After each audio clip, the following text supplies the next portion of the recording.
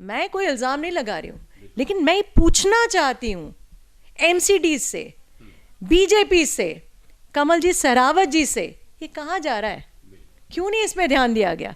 क्या ये हमारी ज़रूरत नहीं? क्या द्वारका, जिसको आप कहते हैं हाईएस्ट टैक्स पेयर है, उसको इस तरीके से आप सिला देंगे?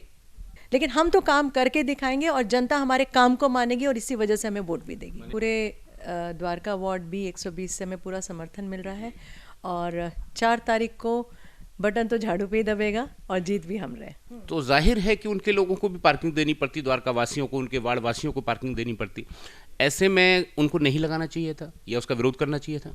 बिल्कुल विरोध करना। आनंद, मैं आपको एक छोटी सी बात बोलती हूँ। आप जहाँ पे रहते हैं, जिस क्षेत्र में रहते हैं, अगर आपको अपने क्षेत्र के लोगों की प्रॉब्लम नहीं मालूम है तो मेरे ख्याल से हम लोगों को इलेक्शन कंटेस्ट नहीं करना चाहिए। सुधा सिन्हा को द्वारका के लोग इसलिए वोट दें क्योंकि सुधा सिन्हा द्वारका के मुद्दों के लिए, अपने एरिया के मुद्दों के लिए, पानी की लड़ाई के लिए, बिजली की लड़ाई के लिए, सड़क की लड़ाई के लिए, कूड़े की लड़ाई के लिए ही लड़ाई लड़ी है बहुत। देखिए ऐसा है, ये आप अच्छे से जानते हैं कि एमसीडी में ज़बरदस्त भ्रष्टाचार ही भ्रष्टाचार है हर जगह पे। नमस्कार, मैं हूं अनंत कौशिक। आप देख रहे हैं ब्रेकिंग न्यूज़ दिल्ली एनसीआर। हम लोग इस वक्त मौजूद हैं द्वारका बी वार्ड में। हमारे साथ मौजूद हैं आम आदमी पार्टी की प्रत्याशी सुधा सिन्हा। सुधा जी, बहुत बहुत स्वागत है आपका। नमस्कार अनंत। सुधा जी, कैंपेनिंग कैसी चल रही है? मात्र 4 दिन बचे हैं। कैंपेनिंग बहुत अच्छी चल रही है और 4 दिनों में भी बहुत कुछ करना है।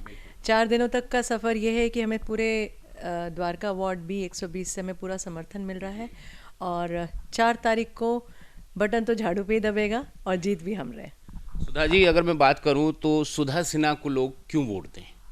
आप लंबे समय से द्वारका में हैं, पहले भी इलेक्शन लड़ी हैं, सुधा सिन्हा को वोट क्यों दें? अनंत, जैसे आप जानते हैं, मेरे ख्याल से आप काफ़ी सालों से हम लोग जुड़े हुए, पानी के मुद्दे से लेके कितने मुद्दों तक। सुधा सिन्हा को द्वारका के लोग इसलिए वोट दें क्योंकि सुधा सिन्हा द्वारका के मुद्दों के लिए, अपने एरिया के मुद्दों के लिए, पानी की लड़ाई के लिए, बिजली की लड़ाई के लिए, सड़क की लड़ाई के लिए, कूड़े की लड़ाई के लिए और सिर्फ लड़ाई के लिए ही लड़ाई लड़ी है। बहुत, हमेशा लड़ाइयाँ हमने बहुत लड़ी हैं और जो लोगों के अधिकार की लड़ाई, हमेशा द्वारका के अधिकार के लोगों के लिए मैंने लड़ाई लड़ी है। और जब आप अधिकारों की लड़ाई लड़ते हैं तो मेरे ख्याल से आप अपने आप ही लोगों के पीपल्स चॉइस बन जाते हैं। तो शायद आज जो मैं यहाँ पर आई हूँ, I am a people's choice. आम आदमी पार्टी को लोग क्यों वोट करें इस चुनाव में? आम आदमी पार्टी को क्यों नहीं वोट करें? बिल्कुल वोट करना चाहिए क्योंकि जिस तरीके से केजरीवाल जी की सरकार ने जो बदलाव लेकर आए, चाहे वो पानी हो, चाहे वो बिजली हो, चाहे वो EWS के लिए हो, चाहे वो स्कूल हो, कितनी स्थितियों को, चाहे वो हॉस्पिटल्स हो, कितनी सब चीज़ें उन्होंने बदल दी हैं। तो एमसीडी में जब वो आ जाती है, एमसीडी में जो हम आ रहे हैं और बहुमत से अपनी सरकार बनाने जा रहे हैं, तो दिल्ली सरकार और एमसीडी का जो कॉम्बिनेशन होगा वो डेडली कॉम्बिनेशन होगा। क्योंकि मेरे को शायद बताने की ज़रूरत नहीं पड़नी चाहिए कि बहुत सारी क्लियरेंस एमसीडी देती है और उसके बाद आगे सारे आप काम करते हैं। तो अभी तक हम जो भी काम, दिल्ली सरकार जो भी काम करना चाहती है, क्लियरेंस ही नहीं मिल रहा है। हर काम में हमारे रोड़े अटका रहे हैं भारतीय जनता पार्टी। तो जब हमारी सरकार बनकर आ रही है तो शायद हम जनता का काम बहुत अच्छे से कर पाएंगे। इसीलिए ये बहुत ज़रूरी है कि इस बारी सब अपना मतदान झाड़ू पे करें। द्वारका की अगर मैं बात करूं, एमसीडी से संबंधित द्वारका की प्रमुख समस्याएं आप क्या देखते हैं और उनके लिए आपने अभी तक जो संघर्ष किया, कितना संघर्ष हुआ उन सब के लिए? देखिए, जो अब तक मैंने संघर्ष किया, हमने जो संघर्ष किए वो एमसीडी से भी ऊपर हटके हमने संघर्ष किए थे। पहले मैं उन संघर्षों की बात बता देती हूँ। हमने पहले पानी के मुद्दे की लड़ाई लड़ी। जैसे कि आपको पता है कि टैंकर से हम लोगों को पानी मिलता था। लोग ग्राउंड वाटर को लेके करते थे। यहाँ का जो TDS था करीबन 2000-3000 था। लोगों के शरीर पे रैशेज हो जाते थे, उनको स्किन की प्रॉब्लम हो गई थी, तबीयत खराब हो गई थी, पानी ही नहीं था। तो सबसे पहला मुद्दा पानी था, जो हमने सड़क पे आके लड़ाई लड़ी। और जब व्यक्ति सड़क पे आ जाता है, उसके पास कोई ऑप्शन नहीं रहता जीत के अलावा। तो हमने पहले वो लड़ाई लड़ी। फिर हमने टैंकर माफिया को ख़त्म कराया। फिर हमने सेल्फ अलॉटमेंट की लड़ाई लड़ी। मैं ये नहीं कह रही सिर्फ मैंने लड़ाई लड़ी, मेरे साथ समाज के कई लोगों ने इस लड़ाई को लड़ा। जब मैं बोल रही हूँ तो कृपया ये मत सोचिएगा सुधा सिन्हा, जिसमें आपकी फेडरेशन और बाकी आपके जो साथी हैं वो सब शामिल हैं। बहुत सारे एनजीओ हैं, बहुत सारे अशोक कुमार जी हैं, बहुत सारे लोगों ने लड़ाई लड़ी। आज उनकी तबीयत थोड़ी ठीक नहीं है, मैं उनके स्वास्थ्य की कामना भी करती हूँ, वो जल्दी ठीक हो। बहुत सारे ऐसे लोगों ने लड़ाई लड़ी। लड़ाई मेरी एक की तो कभी रही नहीं, कभी भी लड़ाई समाज की एक की नहीं होती। समाज की लड़ाई समाज किसी एक को आगे करता है और समाज ने मुझे चुना और आज मैं यहाँ पर हूँ। एमसीडी की अगर मैं बात करूं, एमसीडी में जो भ्रष्टाचार है उसकी बातें तमाम कही जाती हैं और ख़ासतौर पे आपकी पार्टी के ज़रिए और आपके पार्टी के जो बड़े नेता हैं उनके ज़रिए एमसीडी पे तमाम आरोप जो है वो लगाए जाते रहे भ्रष्टाचार के। ऐसे में अगर मैं द्वारका बी वार्ड की बात करूं, यहाँ किस तरह से देखते हैं? या लगता है कि कहीं ना कहीं जो लेंटर माफिया है द्वारका बी में वो हावी हुआ, यहाँ भी कुछ भ्रष्टाचार हुआ है? देखिए ऐसा है, ये आप अच्छे से जानते हैं कि एमसीडी में ज़बरदस्त भ्रष्टाचार ही भ्रष्टाचार है हर जगह पे। अगर आप केजरीवाल जी की 10 गारंटी लें तो उसमें क्या भ्रष्टाचार मुक्त एमसीडी ये एक हमने दिया हुआ है, विच विल इंश्योर कि इट इज़ हैपनिंग। आपको एक छोटा सा एग्जांपल देती हूँ। हमारे द्वारका वार्ड बी में करीबन 640 सफाई कर्मचारी हैं और ये मैं हर जगह कह भी रही हूँ और ये फैक्ट भी है और लोग इसको समझ भी लें आपके ज़रिए। They are all ghost employees. मैं बहुत जगह हर सोसाइटी में आजकल जा रही हूँ, पूछती भी हूँ कि आपके पास कितने सफाई कर्मचारी हैं। वो कहते हैं इक्के दुक्के, कभी आते कभी नहीं आते।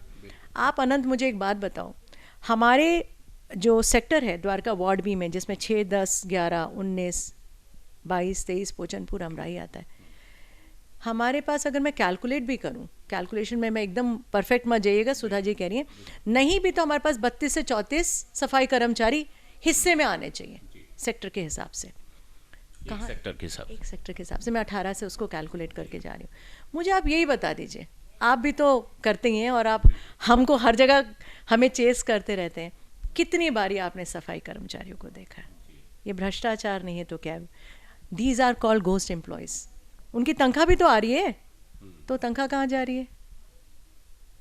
ये मुझे नहीं, मैं कोई इल्ज़ाम नहीं लगा रही हूँ, लेकिन मैं पूछना चाहती हूँ एमसीडी से, बीजेपी से, कमल जी सहरावत जी से, ये कहाँ जा रहा है? क्यों नहीं इसमें ध्यान दिया गया?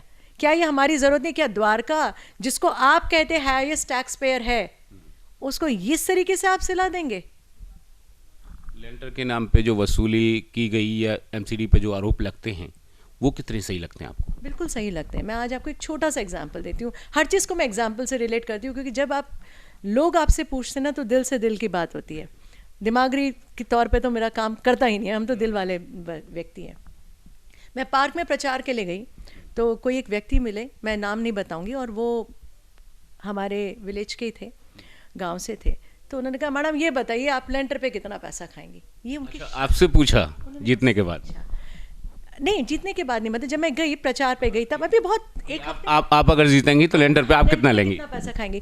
तो पहले तो मैं शॉक्ड हो गई कि वो ऐसे कैसे बातें कर रहे हैं वो। तो मैंने उनको एक ही जवाब दिया जी, मैंने कहा जी मेरे पास तो 2 लेंटर है, मेरा घर है। मैंने कहा उस लेंटर के अलावा, और यही शब्द मैं आपको भी बताना चाहती हूँ और शायद ये बहुत इंपॉर्टेंट है कि मेरे पास तो अपना लेंटर है और भगवान की कृपा से और आप सभी की कृपा से इतना तो है कि हम 2 वक्त की रोटी खा सकते हैं और अपने साथ अपने समाज के इर्द गिर्द लोगों का भी ध्यान रख सकते हैं। भगवान ने सब कुछ दिया है। और सच मानिए अनंत, आपने मुझे तब भी देखा था और अब भी देखा था, रोटी पे मेरा ज़्यादा विश्वास नहीं, खाती भी एक ही बारी हूँ मैं, और दूसरी के बाद तीसरी खाने के लिए सोचती हूँ, तो किस लिए खाने की ज़रूरत है? आप समझ रहे हैं मेरी बात को? तो मेरे को ये नहीं समझ में आ रहा, जो इंसान अपना घर बना रहा है या जो अपना व्यवसाय करना चाहता है, जो अपनी दुकान बनाना चाहता है, पाप लगेगा मुझे अगर मैं ये काम भी सोचूं तो। सीएम साहब ने आपके एक बार कहा भी था कि जो भारतीय जनता पार्टी के नेता हैं वो नोट खाते हैं, साइकिलों पे होते थे कभी, आज बड़ी लंबी गाड़ियों में चलते हैं। देखिए वही मैं आपको कह रही हूँ कि बातों को आपने मेरे को कहने की क्या ज़रूरत है, आपने खुद ही कह दिया। हमारे डिप्टी सीएम साहब को कहने की ज़रूरत पड़ेगी, हम देख रहे हैं इस बात को, हमें कहने की ज़रूरत ही नहीं है। इतना हर चीज़ पे जो कंट्रोल करके रखे हुए कहाँ से आ रहा है? कंट्रोल ऐसे ही थोड़ी ना आ जाता है। कंट्रोल के लिए आप लक्ष्मी तो बहुत बाहर है, तो बहाते रहिए, लेकिन हम तो काम करके दिखाएंगे और जनता हमारे काम को मानेगी और इसी वजह से हमें वोट भी देगी। आप अगर जीत के आती हैं तो लेंटर पे कहीं कोई वसूली पूरे वार्ड में नहीं होगी? डेफिनेटली नहीं, बिल्कुल नहीं। किस लिए? पार्किंग का एक बड़ा इशू है सुधा जी। आपने सेक्टर 11 में, मुझे ध्यान है, धरना दिया था पार्किंग के खिलाफ, वहाँ जो लगाई गई थी एमसीडी के द्वारा। ऐसे में सेक्टर 6 में जो पार्किंग जारी है, सेक्टर 11 में पुनः पार्किंग शुरू हो गई आपके धरने के बाद में, उस समय हटा ली गई थी। तो द्वारका में जो लोग रहते हैं छोटी छोटी चीज़ों के लिए मार्केट में जाते हैं। अब अगर किसी को 10 रुपये 5 रुपये का कुछ सामान लेना है, कोई दवाई लेनी है, 20 रुपये उससे पार्किंग के लिए ले लिए जाते हैं। ऐसे में अगर आप चुन के आती हैं तो ये सुनिश्चित करेंगे कि द्वारका में कहीं पार्किंग चार्ज न वसूला जाए? देखिए, जो लोग कोर्ट में गए हुए हैं उसका मसला कोर्ट से ज़रूर सॉल्व होगा। ये आप भी जानते हैं कि हम न्याय से बाहर नहीं है। न्यायालय में अगर कोई चीज़ गई है उसका न्यायालय से, लेकिन हम पूरी कोशिश करेंगे कि वो हमारे जितने व्यापारी लोग हैं उसको फ़ायदा पहुंचे और वहाँ से हम हटाएंगे। रही बात सेक्टर 11 की, ये बात सत्य है कि मैं 11 दिन उस धरने पे बैठी थी, और जब मैं उस धरने पे बैठी और हमारी ही पार्टी ने सिविक सेंटर में जाके धरना दिया, गुलाब सिंह जी हमारे साथ थे और सारे आम आदमी पार्टी के जितने भी पार्षद थे वो लोग आए थे, हमने धरना दिया। हम जाके कमिश्नर से भी मिले, सब हमने किया। उन्होंने उस वक्त कहा कि हाँ जी हम विड्रॉ कर लेंगे, और इतना प्रेशर आया भारतीय जनता पार्टी के ऊपर कि हमारी जो पार्षद हैं, जो अभी कमल जी सरावत जी हैं, वो आई और उन्होंने कहा कि पहले तो ये भी शर्त रखी गई कि मैं वहाँ पे नहीं रहूँ कि जी, और तो मुझे बोला गया और हाथ जोड़ के मुझे लोगों ने बोला, ये लोग जानते हैं कि मैम आप हट जाइए, अगर हमारा ये उनके आने से होता, अगर वो मंच ये लेना चाहती तो आप हट जाइए।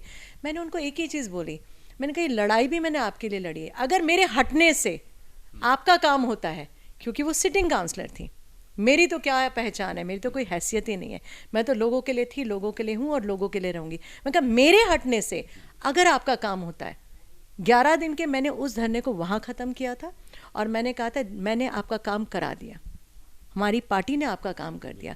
वो बात अलग है कि श्रेय कोई और ले जाए। पानी की लड़ाई हमने लड़ी, वो बात अलग एक और है कि श्रेय कोई और ले जाता है। ये हमेशा ही होता है, लड़ता कौन है, शहीद कोई और हो जाता है, उसमें कोई बड़ी बात। द्वारका 20 से अभी पार्षद रही कमलजीत जी, वही शीर्ष पद तक भी पहुंची, एमसीडी में मेयर भी रही। ऐसे में आपको लगता है कि कहीं ना कहीं मन में उनके कुछ भाव रहा होगा, चूंकि द्वारका सेक्टर 6 की ही वो रहने वाली थी उस समय भी, तो पार्किंग अगर लगाई गई तो जाहिर है कि उनके लोगों को भी पार्किंग देनी पड़ती, द्वारका वासियों को, उनके वार्ड वासियों को पार्किंग देनी पड़ती। ऐसे में उनको नहीं लगाना चाहिए था या उसका विरोध करना चाहिए था? बिल्कुल विरोध करना। आनंद, मैं आपको एक छोटी सी बात बोलती हूँ, आप जहाँ पे रहते हैं, जिस क्षेत्र में रहते हैं, अगर आपको अपने क्षेत्र के लोगों की प्रॉब्लम नहीं मालूम है तो मेरे ख्याल से हम लोगों को इलेक्शन कंटेस्ट नहीं करना चाहिए। पार्षद का इलेक्शन ऐसा इलेक्शन है जो व्यक्ति विशेष इलेक्शन है। अगर वो व्यक्ति अपनी जगह का, अपने स्थान की प्रॉब्लम्स को नहीं समझ रहा है और अपने लोगों के साथ नहीं खड़ा है, मेरे ख्याल से हम लोग को इलेक्शन ही नहीं कंटेस्ट करना चाहिए। आप, अगर मैं कहती हूँ लोग परेशान है तभी तो आपके पास आ रहे हैं, अगर आप समय नहीं देंगे तो वो लोग कहाँ जाएंगे?